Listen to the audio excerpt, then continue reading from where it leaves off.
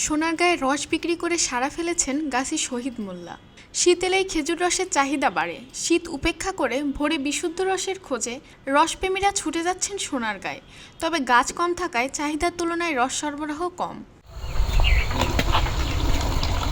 গাছি শহীদ গত 7-8 বছর ধরে তিনি বিভিন্ন জেলায় ঘুরে ঘুরে খেজুর বাগান ক্রয় করে মৌসুমী ভিত্তিতে খেজুর রসের ব্যবসা করে আসছেন। এই বছর তিনি সোনারগাঁয়ে 10% জমির একটি খেজুর বাগান কিনেছেন 50,000 টাকায়। এই গাছগুলো থেকে প্রতিদিন প্রায় 60 থেকে 65 লিটার রস সংগ্রহ করেন এবং 150 থেকে 160 টাকা দরে বিক্রি করছেন।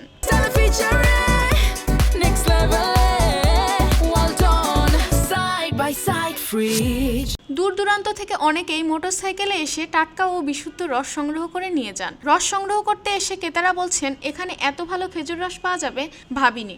অন্য জায়গায় গেছিলাম রস খাইতে, ওইখানে রস ভেজাল। এই জায়গার রসটা হামসাদি গ্রামের অনেক ভালো লাগছে। এখানে আসছি আমি খেজুরের রস খেতে। আলহামদুলিল্লাহ, রস খেয়ে আমি ভালো প্রত্যাশিত। গাছি শহীদ মোল্লা বলেন, ডিসেম্বর থেকে রস নামানো শুরু করেছি। এখন পর্যন্ত প্রায় 2 লাখ টাকার রস বিক্রি হয়েছে। 3 বন্ধু নিছি বাগানটা।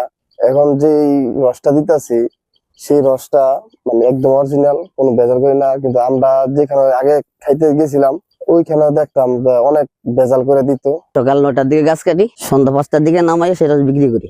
ডেলি মনে করেন 25 লিটার 30 লিটার এরকম বিক্রি করি। ভোর 5টায় নামাই, সে জায়গায় মনে করেন 40 লিটার 45 লিটার এরকম হয়।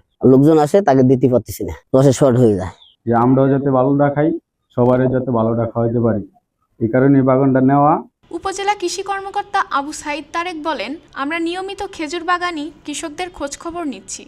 বর্তমানে প্রণোদনাও তুলনামূলক কম, তারপরও কৃষকদের সঙ্গে যোগাযোগ রাখার চেষ্টা করছি।